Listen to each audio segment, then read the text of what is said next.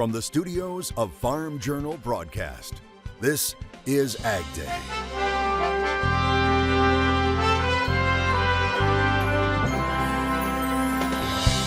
Using Mother Nature to protect riverbanks. I'm Charles Denny, protecting the shoreline of a University of Tennessee ag research farm, an effort to halt soil erosion.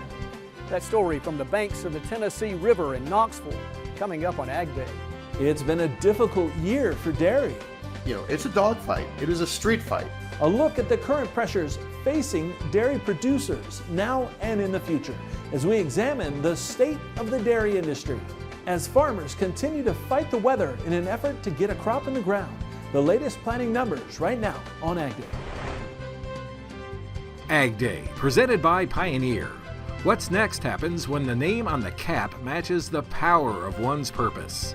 Pioneer. What's next happens here. Good morning, I'm Clinton Griffiths. While we've passed the halfway point when it comes to corn planting, progress is still running behind. USDA releasing its latest crop progress numbers after a wild week of weather last week. Farmers obviously racing against the weather last week. USDA says 70% of the corn crop is now planted. That's now only 1% behind the 5-year average, but it's a huge jump from the 49% reported last week. For soybeans, 52% of the crop is planted. That's 3% ahead of normal and up 17% from last week. If new predictions hold true, it could be a hot summer across much of the U.S. Now, NOAA releasing the outlook for the next 3 months, forecasters predicting that nearly every U.S. state will lean toward hotter than normal during June, July, and August. The highest chances for heat are in the west. The only exception, the Dakotas and parts of Minnesota and Iowa. That area has equal chances of a normal summer. And the same western areas that could see hotter temperatures could also see less than normal precipitation.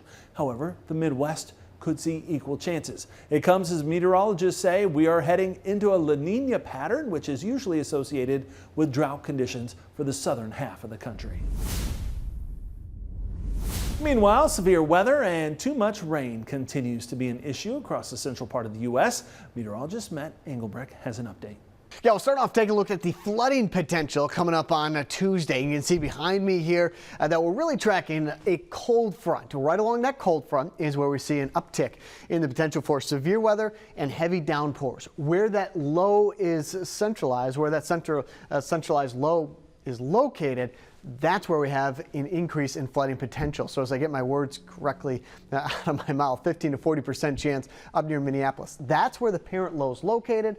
The cold front is going to stretch back down here to the south and to the southwest. So while we avoid higher flooding potential along this line, the severe weather threat goes up. As we get deeper into the work week, Wednesday and Thursday, that flooding potential shifts more down here to the south into Illinois, Indiana, and back down here towards Oklahoma and Texas, about a 15 to 40% chance of the flooding potential. That's coming up on Wednesday, and then by Thursday, we focus it even more back into Texas and Oklahoma. And go and check out your screen there. This little guy, Morgan's sharing this picture in from Hay Springs, Nebraska. She captioned it, "When Dad finishes planting corn." Hey-ya! Great to see. I'll have more on your forecast coming up. Southern Brazil has recently seen half a year's worth of rain in about a week. The area is seeing between 10 to 20 inches of rain in some places. And as we've told you, the flooding has been widespread, killing dozens of people. And it couldn't come at a worse time for farmers there. It was untimely, to say the least, for crops such as corn, soybeans, and rice. All of them are being harvested right now. For instance, USDA estimating a 1 million ton reduction in Brazilian soybean production from the previous month. That's due to flooding in the state of Rio Grande do Sul. It's also calling for a cut to Brazil's corn crop. Cases of avian flu have now been confirmed in western China. The country's ag ministry announcing it over the weekend, confirming 275 cases of avian flu among dead gulls and other wild birds. News of the outbreak comes as Beijing says its Minister of Agriculture and Rural Affairs is under investigation. Now, Bloomberg reporting the country's anti-graft agency is investigating Tang Renjian for, quote, serious violations of the law. Now, Tang was appointed the ag minister in December of 2020. The 62-year-old also headed China's food security campaign. The State of the Dairy Industry report on Ag Day is brought to you by Empower Dairy from Merck Animal Health. Only Merck Animal Health combines technology and biopharma products for a true full solution approach to dairy management. See how at m-power-dairy.com. And by Rabo AgriFinance. Discover how local relationship managers and global sector expertise can help you address challenges and seize opportunities. Rabo AgriFinance. Let's talk. Learn more at raboag.com. The Farm Journal has just released its State of the Dairy Industry 2024 report. It surveyed 210 dairy producers throughout the U.S., and more than 2/3 reported 5 years of profitability, and more than half have a growth mindset with plans to expand in the next 5 years. AgDay's Michelle Rook talked to the author of the study to get his insights about what this means for the future. The dairy space has always been tough, but our State of the Dairy Industry study shows that it's not going to get any easier over the next 3 to 5 years due to a host of variables, including things like higher input costs and ag labor. And that's why consolidation will continue at a breathtaking pace, and dairy producers need to be proactive. The latest USDA Census of Ag showed around 24,000 dairy operations in 2022, down 39% from 2017 and 50% lower than 2012. And Phil Pleward, who conducted the study, says extrapolating that trend to 2027 takes operations down another 20 to 25%. Dairies with 2,500 plus cows now account for more than 50% of operations, and over 60% of the milk comes from dairies 1,000 head or more. And what it says is that for the dairy producers that are still here, it's a dogfight. It is a street fight in terms of figuring out ways to stay relevant, to get more productive, to stay ahead of the curves, to manage risk better, because it's never been an easy business.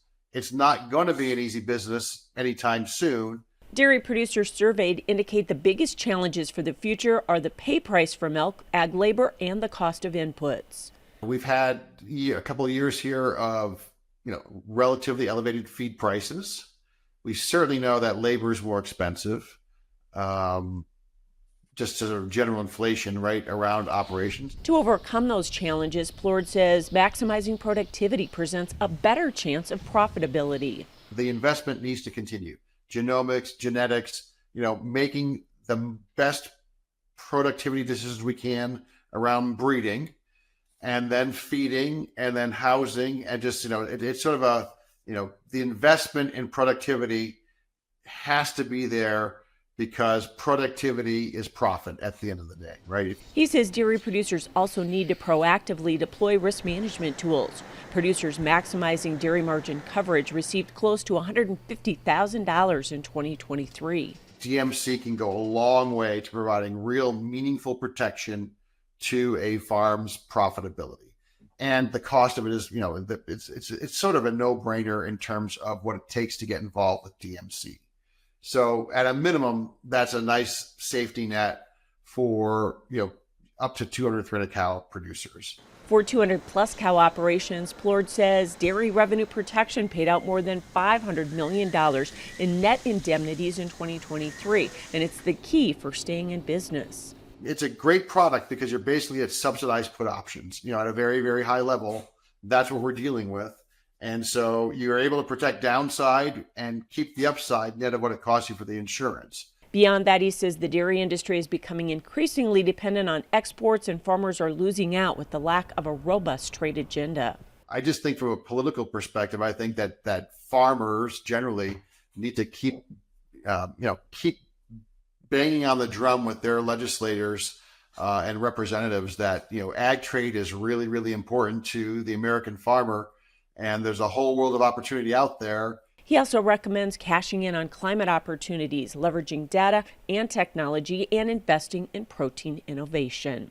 I'm Michelle Rook reporting for Ag Day.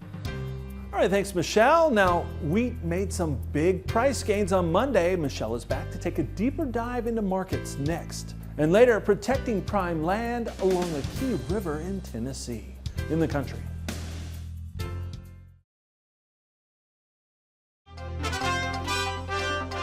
For the first time in more than 4 years, the Rural Main Street Index is anticipating a drop in farmland prices. The latest survey of rural bankers conducted by Creighton University coming in at a total reading of 44.2. Now that's down from 45.8 back in April, marking the 9th straight month the index has been below growth neutral. And after rising above that growth neutral mark of 50 for the past 53 straight months, the farmland price index fell to 47.9. In April, it stood at 56.5. Ernie Goss, the person in charge of the survey, says higher interest rates, weaker commodity prices, and higher grain storage weighed on the overall numbers. Wheat had a big start to the week, and that spilled over into corn and soybeans. AgDay's Michelle Rook has more on that in Markets Now. Grains resumed their rally on Monday. Mike Zuzolo is back with us. And Mike, wheat continues to kind of be the price leader here. How bad are these global production concerns, and will they keep pushing the wheat market higher? I think they can at this point, Michelle. I mean, a lot depends upon the crop conditions for wheat and the crop planting numbers for corn and soybeans, especially heading into the 3-day weekend and the issue of the momentum indicators that the funds like to use typically. But my sense is that the trade was thinking late last week here in Chicago and in Kansas City wheat markets that we were done with the rally because the hard red wheat tour was so much better than the trade was expecting. But I think we also handed the mantle and the kind of passed the baton from the hard red back over to the soft red because of Europe. And I think they're still very nervous about Russia and Ukraine's damage from the freeze frost. I'm hearing numbers of 20 to 30% yield losses in some of those black earth areas, provinces of Russia and northern Ukraine. And I think that's something that the Paris market really picked up on. And I think it's really crucial at this stage that we watch Paris futures because they traded Monday into the 750, 760 at bushel territory. And then we had on top of that a very strong Russian ruble against a US dollar. So I think we had several things clicking, mostly surrounded around the European and Black Sea market. So wheat showing leadership, pulling corn and soybeans along, but are corn and soybeans trading their own weather story? Are they trying to put weather premium in? I don't think they're trading U.S. weather right now. I think we're on the cusp of that. There's a lot of chatter about corn prevent plant in some key states like Kentucky, Tennessee, even maybe upwards of northern parts of Michigan. Beans, I think they're trading weather, but I'm thinking they're probably trading southern Brazil weather, the infrastructure damage, the price of Paranagua beans at the port jumping to the point where we're essentially even in par with them at the Gulf of Mexico. I think the soybeans have really picked up on that here as we start the week out. Okay, well, hopefully we can keep that rally going. Thanks so much, Mike Zuzolo, Global Commodity Analytics, and we'll have more Ag Day coming up. Watch Markets Now with Michelle Rook on the Farm Journal YouTube channel, keeping you updated throughout the day on the markets at the open, midday, and close. Find out what moved the markets today and what to expect the market to do next.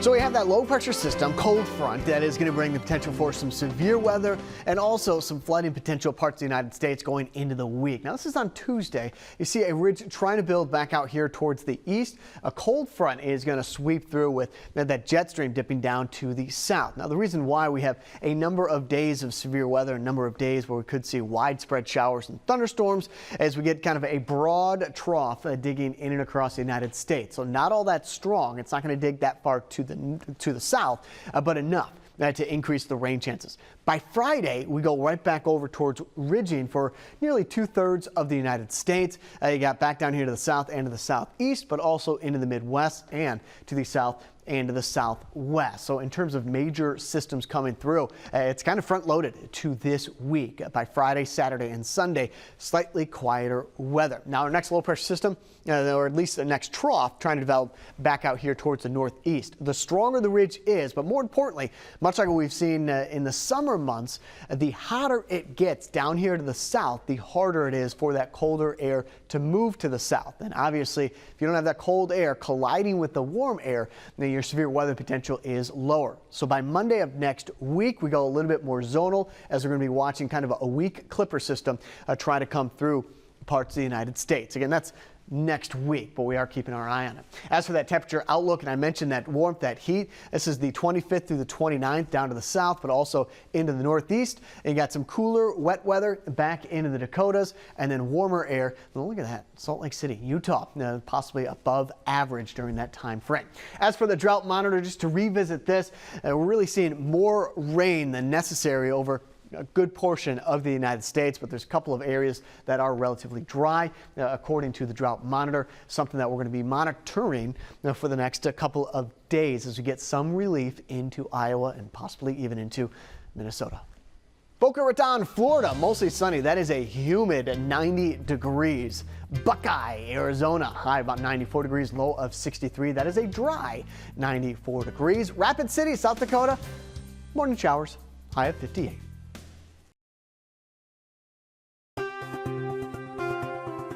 Dairy production is continuing to grow. USDA Outlook Chairman Mark Jekanowski says last year's milk production was about 226 billion pounds. This year, he says it could be 227 billion. And the growth is expected to continue next year, possibly reaching 229 billion pounds. But what could that mean for prices?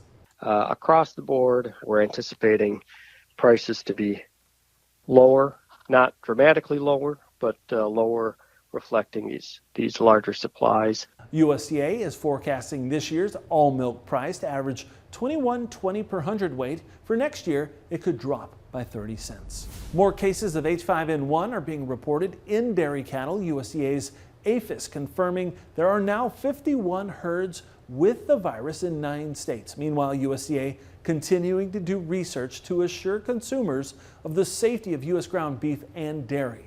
Its latest study shows that properly cooking hamburger at a temperature of about 145 to 160 degrees Fahrenheit keeps burgers safe for consumers. Scientists injecting high levels of H5N1 avian flu virus surrogate into ground beef, they found hamburgers heated to only 120 degrees or rare showed the virus surrogate was present but at reduced levels. Now, the ground beef experiment coming just days ahead of the start of peak grilling season that starts this Memorial Day weekend. Well, there's nothing prettier than a river or waterway cutting through the countryside. Up next, some research focused on stabilizing river banks and stopping erosion in the country from Tennessee.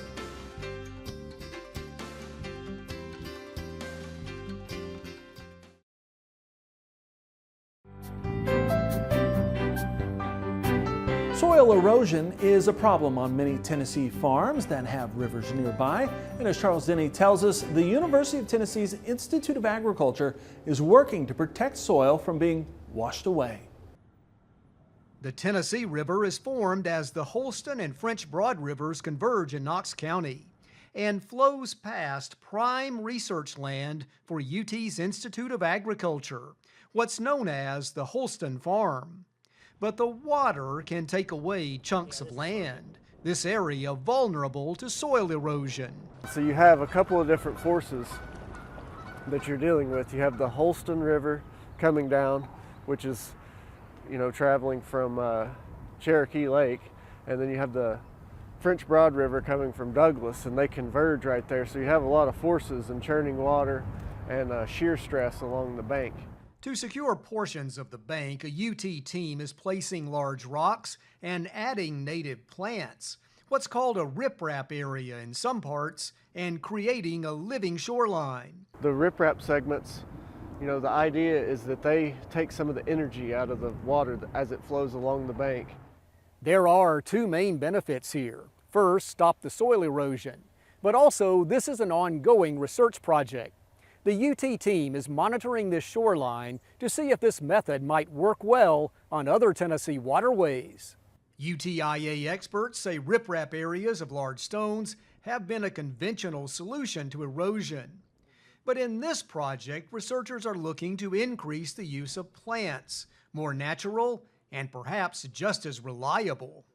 And we're just trying to see where is some opportunities to bring in some of those nature-based solutions. So how can we work with nature more, reestablish native plants, reestablish a healthy riparian buffer along that shoreline, and that really brings back habitat as well as improves water quality as well as stabilizing that soil. UT has 13 miles of shoreline in Knox County. We don't want to give away any more of the Holston farm to the river, but rather for the land and the water to exist peacefully side by side. This is Charles Denny reporting. All right, thanks, Charles. And that's all the time we have this morning. We're sure glad you tuned in. From all of us here at AgDay, I'm Clinton Griffiths. Have a great day.